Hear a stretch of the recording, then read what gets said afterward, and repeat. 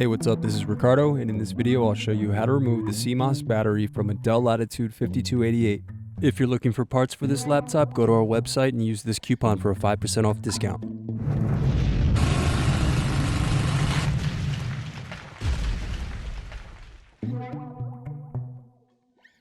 First, remove screws to loosen and then pry apart bottom base.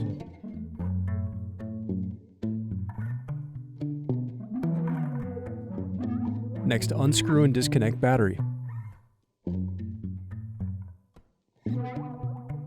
Then disconnect and remove CMOS battery. Thanks for watching. Don't forget to like and subscribe if you enjoyed this video. And if you need more, check out this playlist to watch other tutorials for your laptop. You can also click here to find parts for your laptop at partspeople.com.